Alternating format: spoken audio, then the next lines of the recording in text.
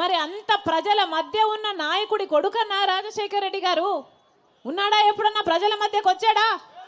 రాజశేఖర రెడ్డి గారు ప్రతిరోజు ప్రజా దర్బార్లో వేల మందిని కలిశాడు రాజశేఖర రెడ్డి గారు. ఏ అవసరాలున్నా వాళ్ళకి అక్కడికక్కడి తీర్చేశాడు రాజశేఖర రెడ్డి గారు. ఇక్కడ కనీసం జగన్మోహన్ రెడ్డి గారికి మంత్రులకి ఎమ్మెల్యేలకి అపాయింట్మెంట్ లేకపోయింది, ఇంకా ప్రజలకు అపాయింట్మెంట్ ప్రజా దర్బార్లు ఎక్కడున్నాయన్నా? 5 సంవత్సరాలు ఉన్నాయా? వీళ్ళ రాజశేఖర రెడ్డి గారి ఆశయాలను నిలబెట్టేది. రాజశేఖర రెడ్డి గారు మాట తప్పని మడమ తిప్పని నాయకుడు. ఏదైనా మాట ఇచ్చాడంటే రాజశేఖర రెడ్డి గారు ప్రాణం పోయినా పర్వాలేదు కానీ మాట పోకూడదు. కానీ జగన్మోహన్ రెడ్డి గారు ఏం చేశారు? 5 సంవత్సరాల క్రితం ఇలాగే మైకు పట్టుకొని పూర్తి మద్యపాన నిషేధం చేస్తాను అని చెప్పలేదా జగన్మోహన్ రెడ్డి గారు? మద్యపాన నిషేధం చేయకపోతే నేను మళ్ళీ ఓట్లు అడగనని చెప్పలేదా జగన్మోహన్ రెడ్డి గారు? చేశాడమ్మా మద్యపాన నిషేధం? ఏం చెప్పాడు జగన్మోహన్ రెడ్డి గారు? నేను మేనిఫెస్టోలో పెడుతున్నాను మద్యపాన నిషేధము. మేనిఫెస్టో అంటే నాకు బైబిల్తో సమానము, ఖురాన్తో సమానము, భగవద్గీతతో సమానం అన్నాడే. మరి ఏమైందన్నా మద్యపాన నిషేధం? ఇదేనా మాట నిలబెట్టుకోవడం అంటే? పూర్తి మద్యపాన నిషేధం చేయలేదు కదా. ఈరోజు సర్కారే మద్యం అమ్ముతుంది. ప్రపంచంలో ఎక్కడా లేనివి ఇక్కడ అమ్ముతున్నారు. ఏమమ్ముతున్నారు? భూమట.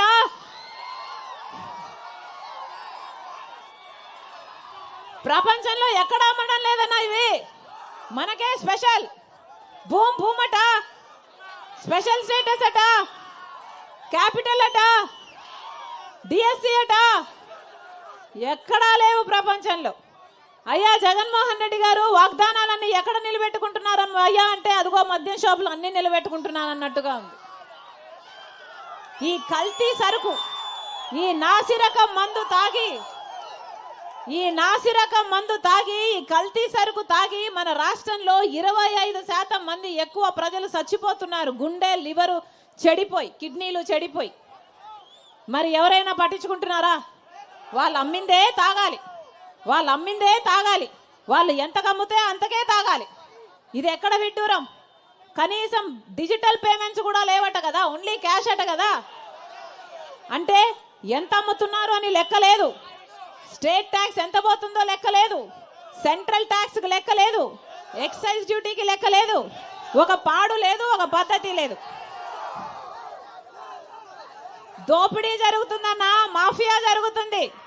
ఒక పక్క లిక్కర్ మాఫియా, ఇంకో పక్క ల్యాండ్ మాఫియా, ఒక పక్క శాండ్ మాఫియా. ఇవన్నీ సరిపోలేదన్నట్టు ఇప్పుడు హత్య రాజకీయాలు. సొంత చిన్నాననే హత్య చేసిన వాళ్ళను 5 సంవత్సరాలుగా కాపాడటమే కాకుండా మళ్ళా వాళ్ళకే టికెట్ ఇచ్చాడు జగన్మోహన్ రెడ్డి గారు. ఎక్కడ పోతున్నాయి రాజకీయాలు? ఇలాంటి వాళ్ళ రాజకీయాలు చేయాల్సింది, ఇలాంటి వాళ్ళకి అధికారాలు ఇవ్వాల్సింది. ఎప్పుడూ ప్రజల గురించి ఆలోచన చేయలేదు. ఇప్పుడు సిద్ధమని ఇప్పుడు బయలుదేరారు. 5 సంవత్సరాలు అయ్యాక ఎలక్షన్లు వచ్చాయి కాబట్టి ప్రజలను ప్రజలుగా చూడటం లేదన్నా, ఓట్లేసే యంత్రాలుగా చూస్తున్నారు. మీరు బటన్ నొక్కాలని అడుగుతున్నారు సభలు పెట్టి. సిద్ధమని బయలుదేరారు. దేనికి సిద్ధమన్నా? మళ్ళీ 8 లక్షల కోట్ల రూపాయలు అప్పు చేయడానికి సిద్ధమా? మళ్ళీ బీజేపీ పార్టీతో అక్రమ పొత్తు పెట్టుకోవడానికి సిద్ధమా? దేనికి సిద్ధం? మళ్ళీ బీజేపీ పార్టీకి మనకు ప్రత్యేక హోదా, మన పోలవరం ప్రాజెక్టు, మన రాజధాని అన్ని తాకట్టు పెట్టడానికి సిద్ధమా? మళ్ళీ పూర్తి మద్యపాన నిషేధం అని చెప్పి మోసం చేయడానికి సిద్ధమా? మళ్ళీ రైతులను ముంచడానికి సిద్ధమా? మళ్ళీ జాబ్ క్యాలెండర్ ప్రతి సంవత్సరం ఇస్తానని యువతను ముంచడానికి సిద్ధమా? 20 లక్షల ఇల్లులు కడతానని చెప్పి మళ్ళీ పేదలను ముంచడానికి సిద్ధమా? దేనికి సిద్ధమన్నా వీళ్ళు? మళ్ళీ మీ నెత్తిన టోపీ పెట్టడానికి సిద్ధం. మళ్ళీ ఈసారి చెవులో పూలు కాదు క్యాబేజీలు పెట్టడానికి సిద్ధం. ఏమన్నా పెట్టించుకుంటారా? వీళ్ళకు బుద్ధి చెప్పడానికి సిద్ధం కండి.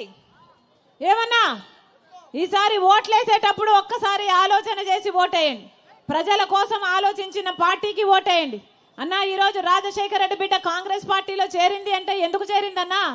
ఇక్కడ ఏదో పదవులు అనిపించడానికి, ముఖ్యమంత్రి అయిపోవడానికి చేరలేదు.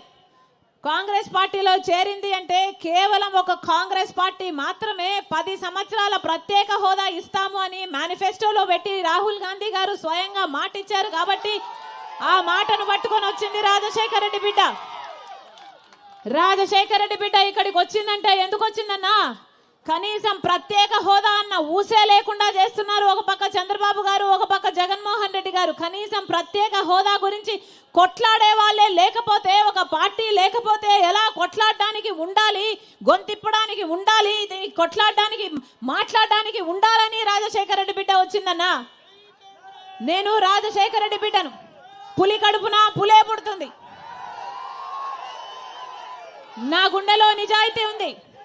నా పుట్టింటి ప్రజలకు మేలు చేయాలి అన్న తపన ఉంది. అవును, తెలంగాణ నాకు మెట్టి నీళ్ళైతే ఆంధ్ర నాకు పుట్టినిల్లు. తెలంగాణలో ఒక నియంతను దింపడానికి రాజశేఖర రెడ్డి బిడ్డ 3800 కిలోమీటర్లు పాదయాత్ర చేసింది. ఒక నియంతను అధికారంలో నుంచి దింపింది. ఇక్కడ అవసరం ఉంది కాబట్టి, నా పుట్టింటి ప్రజలకు అన్యాయం జరుగుతుంది కాబట్టి, ప్రత్యేక హోదా రాకపోతే మన బిడ్డలకు భవిష్యత్తే లేదు కాబట్టి కొట్లాడడానికి వచ్చింది రాజశేఖర రెడ్డి బిడ్డ. ప్రత్యేక హోదా వచ్చేంత వరకు రాజశేఖర రెడ్డి బిడ్డ ఇక్కడ నుంచి కదిలేదే లేదు. మీరు ఆశీర్వదించండి. రాజశేఖర రెడ్డి బిడ్డ మాటిస్తుంది, మీరు ఆశీర్వదించండి. ప్రత్యేక హోదా ఒక్క కాంగ్రెస్ పార్టీతో మాత్రమే సాధ్యం. మీరు ఆశీర్వదించండి. రాజశేఖర రెడ్డి గారి సంక్షేమ పాలన రాజశేఖర రెడ్డి బిడ్డ ప్రతి గడపకు, ప్రతి ఇంటి వరకు తీసుకొస్తుంది రాజశేఖర రెడ్డి బిడ్డ. మీరు ఆశీర్వదించండి. కాంగ్రెస్ పార్టీ అధికారంలోకి వచ్చినాక రైతులకు 2 లక్షల వరకు రుణమాఫీ చేస్తుంది కాంగ్రెస్ పార్టీ. మీరు ఆశీర్వదించండి. ఇంతమంది మహిళలు ఉన్నారు, డ్వాక్రా రుణాల మాఫీ చేస్తుంది కాంగ్రెస్ పార్టీ. మీరు ఆశీర్వదించండి. ప్రతి పేద ఇల్లు గడవడానికి, ఈ రోజు ఇల్లు గడవడం ఎంత కష్టమైందో ఈ మహిళలందరికీ తెలుసు. ఇంట్లో భర్తకు, బిడ్డలకు అన్నం పెట్టుకోవడానికి ఎంత కష్టమైతుందో అందరికీ తెలుసు. గ్యాసు, డీజిల్, పెట్రోల్, చక్కెర, నూనె అన్ని పెరిగిపోయాయి. కరెంటు ఛార్జీలు 7 సార్లు పెరిగాయి. ఆర్టీసీ ఛార్జీలు 5 సార్లు పెరిగాయి.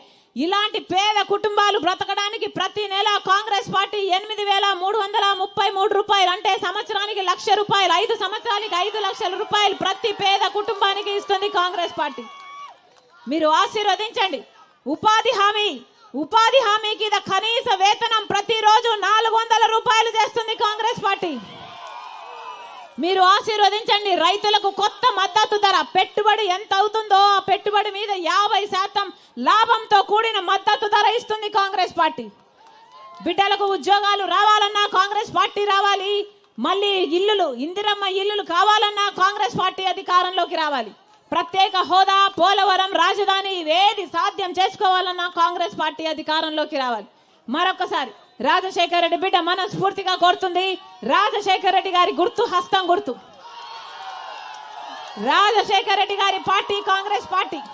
అలాంటి కాంగ్రెస్ పార్టీ నుంచి కిల్లి కృపారాణి అమ్మ ఎమ్మెల్యే అభ్యర్థిగా కాంగ్రెస్ పార్టీ నుంచి పోటీ చేస్తున్నారు. గొప్ప మెజారిటీతో గెలిపించండి. ఇది వరకు మీకు సేవ చేస్తుంది, ఇప్పుడు కూడా మీకు నమ్మకంగా సేవ చేస్తుంది. మీ గొంతైతుంది, మీ బలం అవుతుంది, మీ బంధుగా ఉంటుంది, మీకు అవైలబుల్ గా ఉంటుందని ప్రతి ఒక్కరికి మీ రాజశేఖర రెడ్డి బిడ్డ మనస్ఫూర్తిగా ప్రార్థిస్తుంది.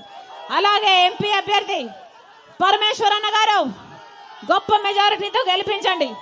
అవసరమైతే మన ప్రత్యేక హోదా కోసం ఢిల్లీలో మాట్లాడతాడు, ఢిల్లీలో నిరాహార దీక్షలు చేస్తాడు, మన హక్కుల కోసం కొట్లాడతాడు. మీ మనిషిగా, మీ బంధువుగా, మీ బలంగా ఉంటాడు.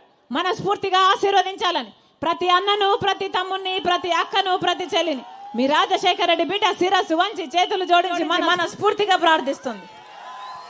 జోహార్ వైఎస్ఆర్, జోహార్ వైఎస్ఆర్, జోహార్ వైఎస్ఆర్. జై కాంగ్రెస్, జై కాంగ్రెస్. హస్తం గుర్తుకే, హస్తం గుర్తుకే, హస్తం గుర్తుకే. అభయ హస్తం అన్నా, రాజశేఖర రెడ్డి గారి గుర్తన్నా, చేయి గుర్తు. చేయి లేకపోతే ఏమీ లేదు. ఆశీర్వదించండి. హస్తం గుర్తు. అమ్మా గుర్తు ముఖ్యం, అమ్మా గుర్తు ముఖ్యం, అమ్మా గుర్తు. అన్నా గుర్తు ముఖ్యం. అన్న ఆశీర్వదించండి, అన్న ఆశీర్వదించండి. మళ్ళీ రాజశేఖర రెడ్డి గారి సంక్షేమ పాలన సాధ్యం. ఆశీర్వదించండి.